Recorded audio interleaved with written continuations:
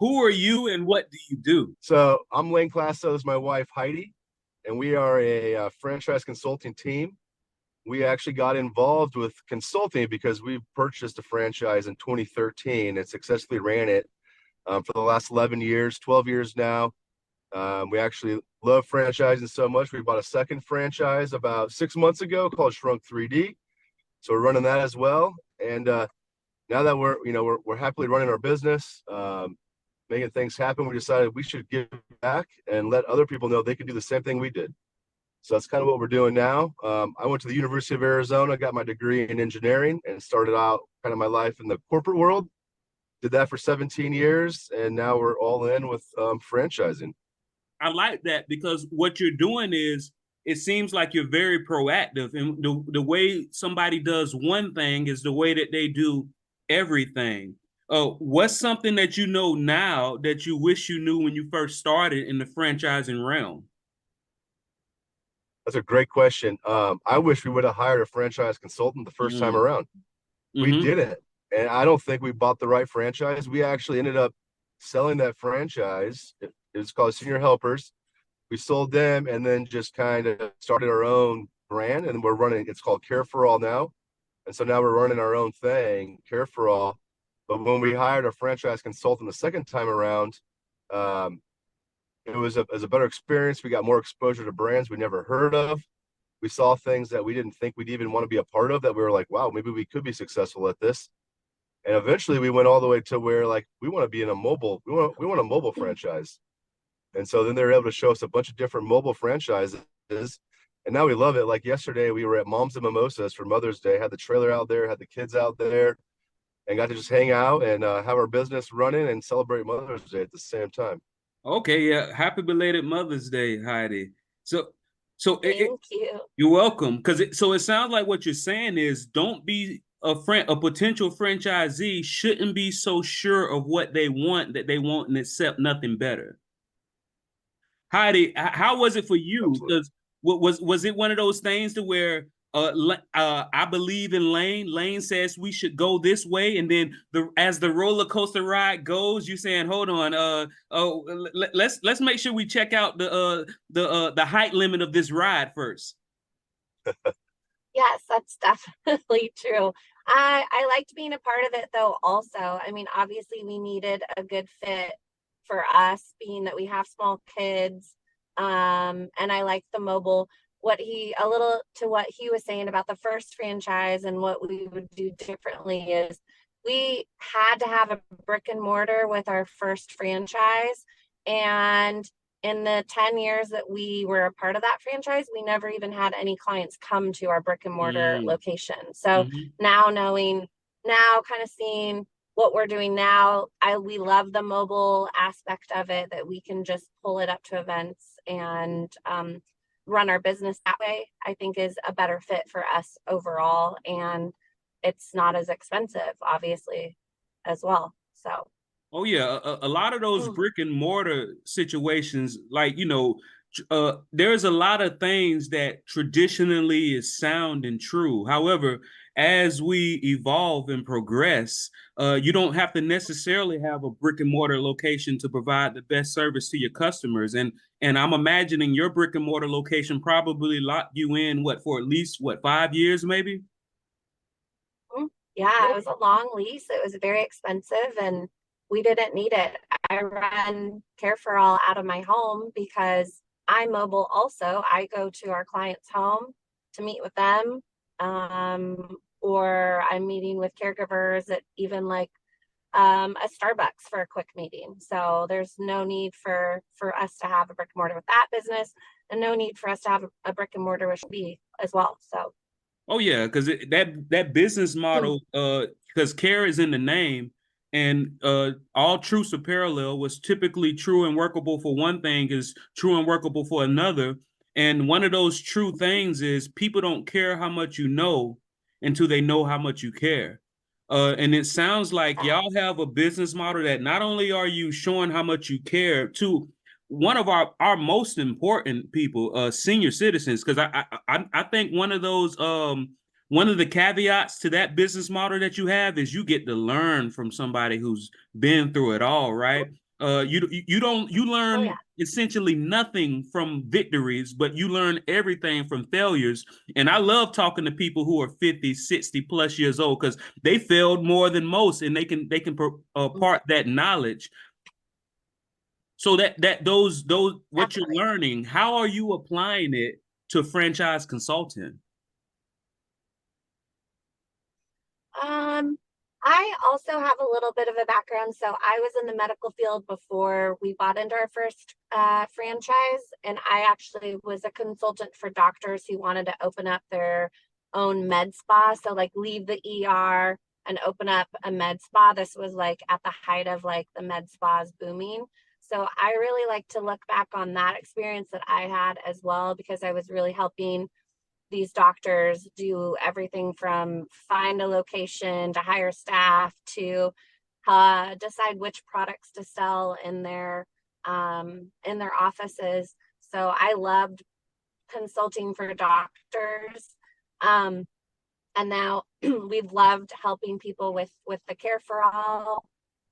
We learn from our own kids now that we're parents, and then into our newest franchise venture, we're kind of just tying everything together. Work harder, work harder, but not necessarily work ourselves to the bones. Oh yeah, work harder. Don't work smarter, not harder, right? And I Work actually smarter. I work with a lot of doctors too in what I do, and uh they're an interesting bunch, right? But once they Yeah. trust you, they will, because being in that role, you have to have that air of confidence, right? But once they Yeah. trust you, that's when they let you in on, hey, I might be doctor smart, but when it comes They're to, intimidating. yeah, Yeah. yeah, but once they feel that, okay, I can trust this person with knowing that, all right, I'm a human too. I might be doctor smart, but I'm not, necessarily business structure smart. I'm not necessarily franchise smart. I'm not necessarily finances smart. Lane, what about your Yeah. past that you're bringing? Because I know I'm not gonna discount running franchises, right? But I know before everybody Sure. get into franchising, there was some specialized knowledge that we brought into the game. What was your specialized knowledge that you brought into the game? Well, I guess you could say kind of what always I always go back to is sports, right? I was a big sports guy, so I'm a Mm-hmm. big team. I'm a team guy. I'm a leader. Um, you know, having a playbook is important to me. That's kind of what I bring to the table, right? I bring that team building mentality to the table. So I have that leadership, and then I've always just since I was young, I've always just wanted to have businesses. I had, as a kid, I had businesses. I grew up wanting that. Business was always just something that I just was drawn to. And, I failed as many times as we succeeded. We've had 6 businesses now, 3 of them failed, and we've learned a ton from those. And we were able to apply those failures to the new businesses as well. I've had so much exposure, especially with the FCC now. I got 400 different franchises that I have all the information from, and I just read through them every night because I just enjoy it. It's fun to look at them, the different business models and how they run their business and what they can offer. And just, I can share that with all my clients now. And I can share them, not just kind of like, here's the business, but where you're at, this is the right business for you. Like what I'll go through their area, I'll see what's missing, what could be added to that area. You look at just everything that it's like buying a home too. You got to find the right home in the right area for you. And that's what I can do as far as franchises. And then I also have the corporate training and background, coming from a huge company, Fortune 500 company. Just learning how to run a business with them is the same way I'll run a business with my clients. Very professional. Lot of work in the background that I can then share with them, so they're not doing a bunch of the work themselves. I'll spend the hours of time through all these different businesses, and I'll present them, 4 or 5 great opportunities, and then they can really dig into those 4 or 5. And if they don't like them, we'll figure out why, and we'll find 4 or 5 new businesses for them to look at. So just all the different opportunities, the successes, the failures we've had over the last 12 years of running our business is what we're really going to help bring to the table for our clients.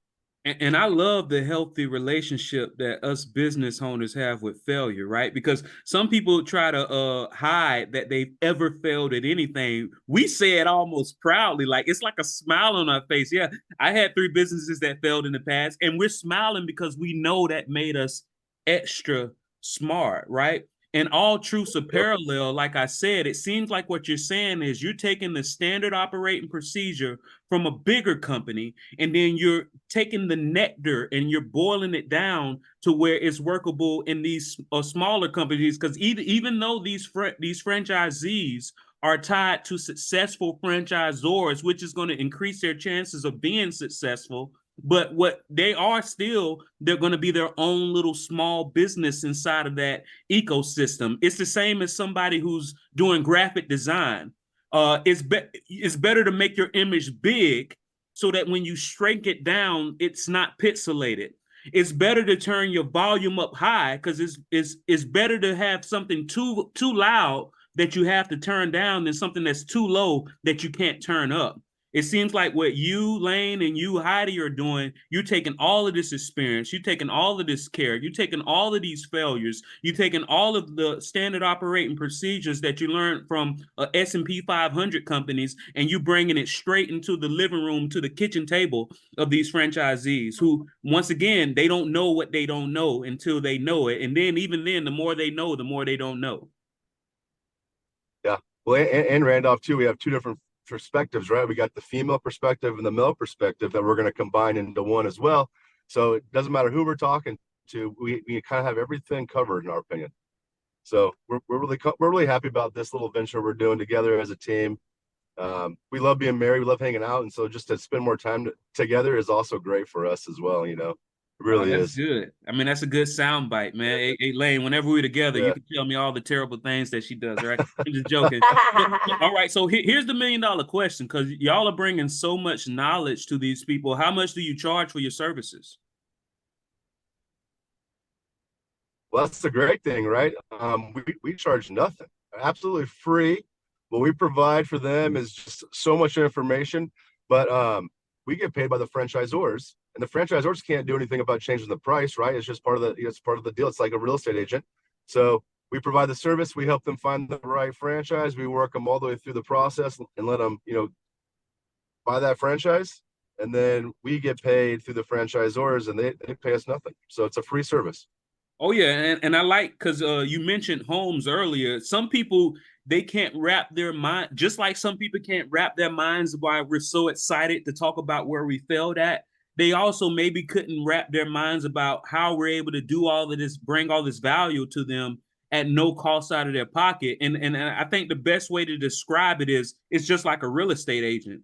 The buyer isn't technically isn't paying for the services of the real estate agent. It's the seller that once the money comes, that percentage comes out to help that pay for that realtor that probably helped that buyer make the best purchase possible.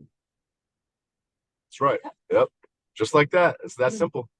All right. Is there nothing? Go ahead. What you about to say, Lane, before I cut you off? No, you're good. You're good. Go ahead. Okay. Is there nothing that I didn't ask you that I should have?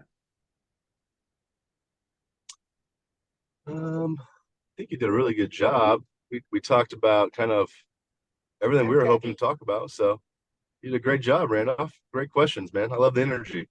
Oh man, I love your compliments, man. Hold on. I wish I could put it in a bottle and sell it. Lane, Heidi, thank you so much. And just in case somebody wants to work with y'all, once again, introduce both yourselves and how they can get in touch. Sounds great. I'm Lane Klastow with the FCC. That's my wife, Heidi Klastow. You can find us on LinkedIn. You can find us on Facebook and Instagram. Just type in our names, Lane Klastow and Heidi Klastow. How you spell Klastow? Klastow. There you go. Almost forgot how to spell his last name because he's thinking so much about you franchisees and franchisors. All right, man. Appreciate the time. Thank you for sharing this knowledge with people, and I'm pretty sure you're going to find a lot of people that's going to want to look and bring in your services. Oh, we're looking forward to it. Thanks, Randolph. All right.